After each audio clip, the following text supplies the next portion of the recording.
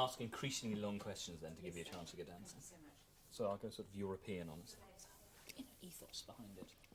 What's he? I mentioned Fellini. Phil? We're rolling again. So shut up. What's the subtext of that? That's a frustrated AD, clearly. So this wasn't sort of Ken and Helly cosy get-together, let's make a movie. You formally auditioned. Oh, I formally, yes. It wasn't rather embarrassing if it's somebody you'd met before. Well, it is embarrassing. I find it really hard when you know the person you're auditioning for them, because there's also sort of, well, you just feel more self-conscious, and you also think if you fuck up, then you're going to be really embarrassed when you meet up again, you know, in 9 months' time, and you have to go through the whole thing. Sorry, and I'm really not that bad, and so I had to, I had an interview, and then I had audition, and then I had a screen test, and then had to wait a bit. I think, you know, perhaps ideally TriStar, and I can understand why, wanted an American actress, and so there was a bit of fizzling sort of time and waiting, and then before which Ken asked me if I wanted to do it, which was nice of him, and then having said yes, he went off and tried to persuade them that I was rather good, or good enough to be in the film. How, when you were working the screen tests and stuff, and reading together, what did he pitch, Elizabeth? What did he tell you he wanted? Well, he said that, which is always a bit worrying, that it wasn't in the script, and but we'd make something together of it.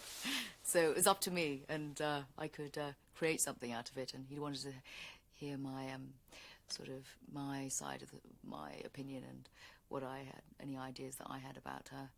And I was pretty blunt, I think, at the first interview, because I sort of went along not totally, completely enthusiastic about doing it at all, basically on the basis of the part. I wanted to work with Ken, and the story as a whole was very exciting. I couldn't put it down when I read the script, which I thought was going to be a bit of a boysy film, and something that I wouldn't really have, I wouldn't get excited or involved, because it's two central characters are men.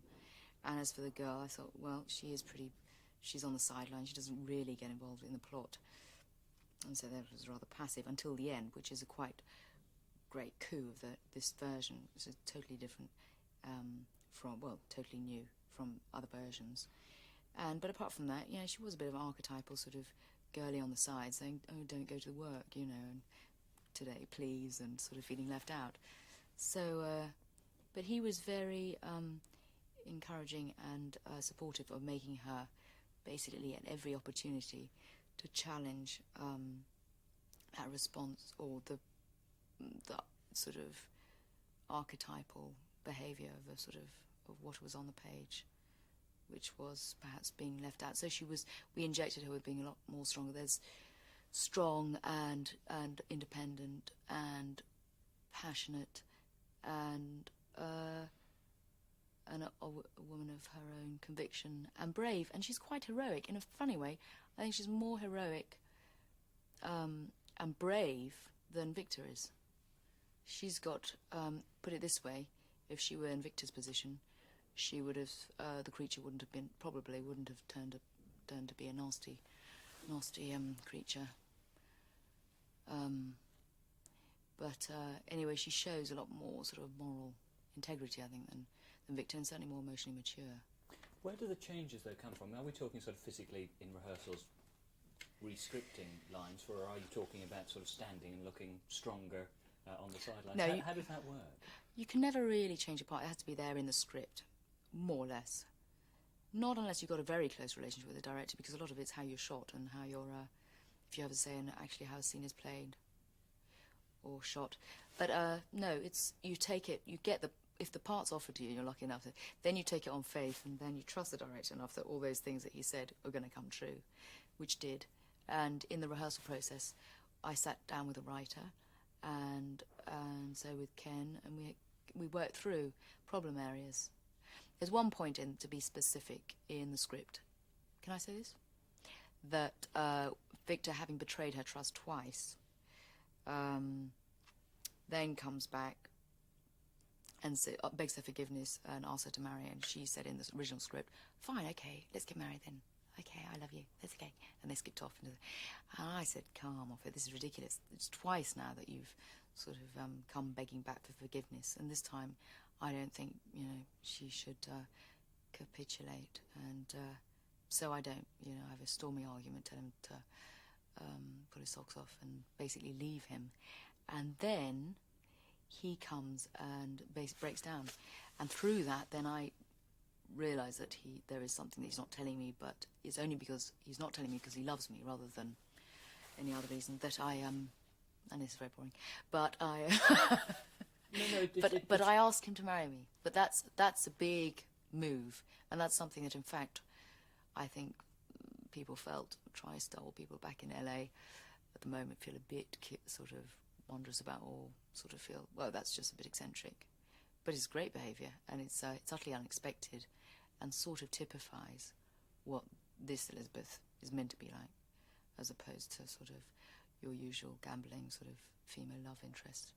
Which, it seems to me, is not important not just for you as an actress, but also very important for the film, because, I mean, one of the troubles with the book originally is Victor does behave like a prat, and doesn't behave in the way he ought to, and in the book, of course, Elizabeth sits and takes it. So it's important for the film that there is that contrast between Victor and Elizabeth. But does your interest in changing it come in just, and I don't mean it's unpleasant, but in a selfish interest to change the film, to change the role to make something of it for you, or are you sort of conscious of the bigger picture, that it's important for the story to have more dramatic contrast? I think it certainly makes, you're right, about make Victor more interesting, and for the love story to work, you couldn't really, because I don't think you'd care for them. You think both of them are pretty. She's a bit wet. She deserves him, and he's a moral coward and irresponsible and selfish and self-involved. I don't think you care for them that much, and it would be ultimately rather uninvolving. And all you do is want to wait, you know, for De Niro to come on. So, but honestly, you know, when it comes down to it, of course, there is part of a selfish thing of saying, well, I want to play a good part, and you're up there, so you're going to be immediately. You want to be that person ultimately. I mean, that's partly why I act, is just through just a desire to be a certain person, a different, you know, take on somebody's personality. And equally now, you know, you can't really. You have to have a woman. They're just got to be well represented. I think a lot of the time, you know, they become caricatures of, which is an unreal sort of type of woman, which was an ideal for some men, I think, of a different age. You mentioned old Mr. De Niro, young Mr. De Niro, of course. How much of a buzz is there for somebody like you? You've worked with many of the greats. You've been acting quite long enough now. Is there still a buzz about meeting an actor like a De Niro, or particularly Mr. De Niro in that case? Oh yeah, there's always terrific buzz, and I still get butterflies when I meet famous people all the time. And in fact, I must confess to say, I haven't really had a proper conversation, because I'm partially a bit too shy, because I think if I bugger it up, then he's going to make me feel, you know, real nerd. So I'm biding my time. Mind you, I don't really have that much time left. So when I get to act with him, I think, which is not much, but when I do, I think hopefully that'll be sort of provide an opportunity to have a little conversation and a bit exchange of opinions. I mean, when I get to be a monster too, because I do, then it'll be nice to, you know, share our feelings and exchange our views on it. And so we have a little coffee. But so yes, and he's a terrifically talented man. It's not just fame; it's to do with, you know, if you the amount of how much one admires him. But so of course it's exciting, and everyone asks, you know, all the time. It's not how Ken is or anything else, or John Cleese or Tom Howes. It's always, you know, so what's Bobby like? You know, you say, yeah, he's fine. You know, we talk, we chat. Next door dressing room, yeah. So it's just funny that. But he's just a normal person, you know, ultimately. Well, I was struck watching him yesterday, although of course the makeup's rather intimidating. I was struck by how, I mean, for a man who is supposed to be this intense actor, how relaxed he was between takes. Maybe that's something that Ken's found in relaxing. I'm sure that on the whole, actors they develop. I think anyway. I think there's a different method for each part, And this whole thing with myth often comes out, or rumour, or anything, or myth will, come from one example, an extreme example. So it's probably since Raging Bull, he's had to be. People expect him to be in character every single minute of the day. For this, he seems remarkably relaxed and sort of quite, almost sort of British in his approach. In that, I don't think he, from the sounds of it anyway, he's in character when it's on camera, and then it all drops, and he's remarkably, pragmatic about it, and out to have a good time, jokey and relaxed, and yeah, I think he's a bit bored actually, a bit in the makeup, which I wouldn't blame him. I mean, if you were in 6 hours in makeup, I feel the same, which actually I will be. So what am I saying? You'll be able to swap prosthetic stories. Which Yes. is never easy to say. You are, of course, our leading queen of costume drama now. Presumably getting a lot of work because people think you come with your own wardrobe of period clothing. Was that a hiccup, a concern when you did pick up the script and think, well, there might be something in there? Yeah. No, frankly, when I did pick up the script, I said, well, I'm not going to be in this, but anyway, I'll have a good read. And partially that was one reason, was that it's too predictable for me to be in yet another costume drama. And, but, you can't be that picky. And anyway, it doesn't really matter what people think. And ultimately do things if there's enough good reason to do it. And if you learn something, if there's some sort of quantum leap for doing something, that's really why I do it. Oh, it might be costume, but ultimately this is actually pretty modern in feel. And it's not very particularly period-rooted. We're wearing funny costumes, but the actual period behaviour, dialogue is not very period at all. It's a sort of, I think it's a sort of universal fairy tale, so it's a different type of period film to, for instance, Merchant Ivory films that are very particularly Edwardian. And, sure, I wouldn't mind doing something with a different look, so that, people don't keep on asking me that question, so... Jerry Silver, are you listening? I remember from our previous conversations that you weren't a Frankenstein groupie, or you hadn't seen many of the films or read the books, but you must have had some sense of the overall story. But what, with that in mind, when you read the script, how did it strike you? Was it very different from what you'd imagined? I felt it was a very human. It sort of had almost an elemental feel, and sort of really quite mythic. I mean, very deep in the way it touched one, and the sort of emotional area that it touched on, and themes like sort of birth and the parenting and somebody being hated and physically disliked. I think that's something we all go around with as a child, or did I say physically disliked? That doesn't, anyway. But and sort of it's got elements of Elephant Man in it, and this certainly raises lots of sort of very apposite, questions like genetic engineering and things which are very typical of today about, how far should man push his scientific progress for progress's sake, and not accepting the responsibility that goes with it. But apart from that, it's far more, I think it is more universal in sort of birth and death and loving, really, and parenting. So it just feels very significant, really. Certainly, I mean, every elemental is right. Every time I'm on the set, there's thunder and lightning and rain, and Yeah. often because you've got these enormous sets and these huge, great sort of scopes on them, Mansion, Ingolstadt set, all that. Do you feel sometimes like a tiny little atom in the middle, lost in these sets, or is there still an intimate sort of core? It's fab. It actually gives you a liberating feel. I mean, everything is huge. Like the Blue Ballroom was massive with that huge staircase, and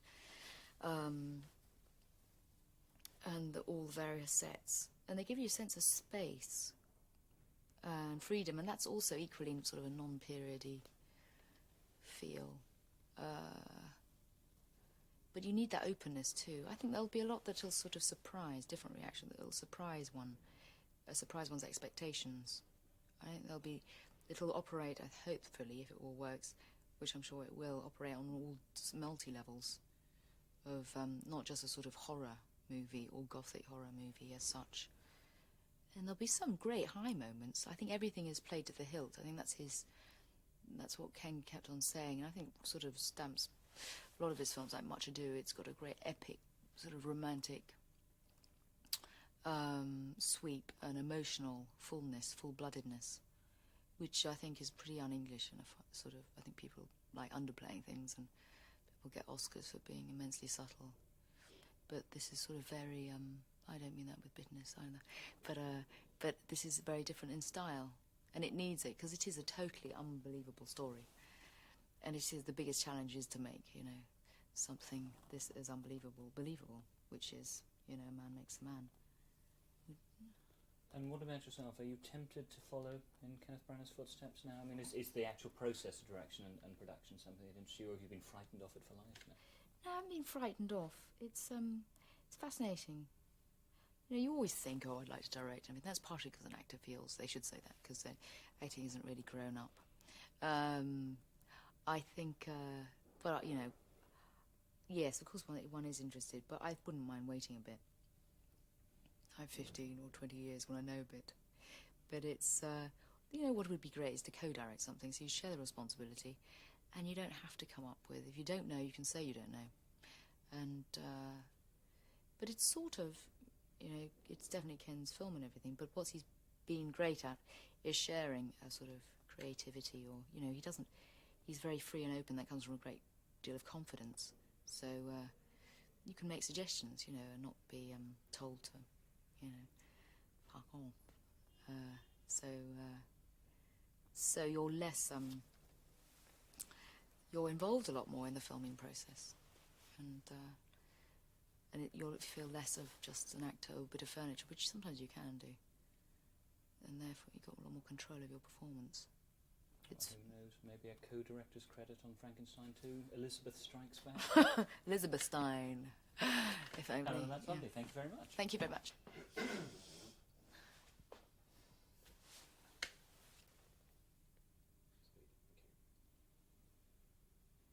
Victor, of course, really wants to create life because he's frustrated by not being able to do it. It's the scientific aspect of it that appeals to him, and the lack of morality he has is what gets him into trouble, in a sense. But Elizabeth, of course, as you were saying before, has far more moral sense of it. But is it an area that's important? Do you think it's something that strikes a chord in you when you were doing that rehearsal process? What did you tell Ken? Well, we discussed a lot. We were all sitting around. John Cleese, Ian Holm. It was all like being at school. We all had to read the novel, paragraph by paragraph. And actually, he had half of the crew also around, which was pretty enlightened, and so they had to do it and make tits of themselves. And Hugh Crutwell also. And we all asked these questions like, do you believe in life after death? What would you do? Would you choose sort of personal glory before emotional happiness with, your loved one? Which would you choose? Would you indeed, if you had the opportunity to discover some great, AIDS curing drug, would you do that, but equally know that ultimately it might incur, something of a Frankenstein proportion, sort of, where do you stop, basically? If you can create an AIDS curing drug, but would you create a man, if you had that technology and you could save lives? So where do you stop? And it is a very difficult moral problem.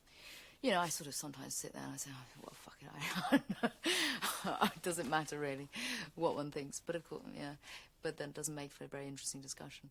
But I think anyway, a lot of it, with Frankenstein's crime, isn't so much that he creates the creature, but that he doesn't look after it, or he doesn't take responsibility for it. And that, as we see with the creatures, he's potentially good, and it's only through everyone being so hostile to him that he turns evil. And it's sort of an education on how people turn evil, and it's about rearing and environmental things, education. So, but it does raise questions, obviously, about... It's sort of, therefore, anyway, people will see it as a sort of condemnation of sort of genetic, exploration, I think. But I don't think it's necessary to be taken that way. I think people do have to be careful. There is, the underlying thing equally in Frankenstein is about showing up the sheer arrogance of man and disrespect for nature, and sort of assumption that they can control and they've got supremacy over nature. And you know, I think nowadays it'll be very interesting what the reaction of they respond well to it, and I think that there is a tide turning sort of towards respecting our world and looking after it and being in awe of it rather than wishing, you know, wanting to control it.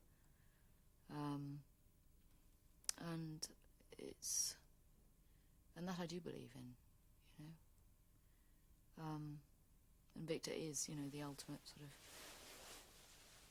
superhuman man, but sort of Renaissance, terribly gifted, and but ultimately totally arrogant, dangerously arrogant. But it's interesting the parallels between now and then, because it was a time, I mean, I know we're not talking of any specific day, but it was a time, the 18th century, of tremendous scientific advance, and the same kind of let's do it because we can rather than let's do it because we ought kind of thinking, and then 19th century and Romanticism and back to nature and all the rest of it. It is curious, the parallels.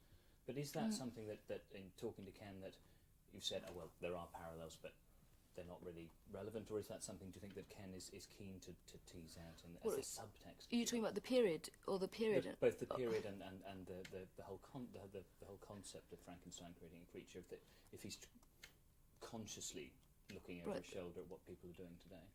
I think he almost did it because of its sort of appositeness and relevance to today. Almost certain, but you should ask him that one.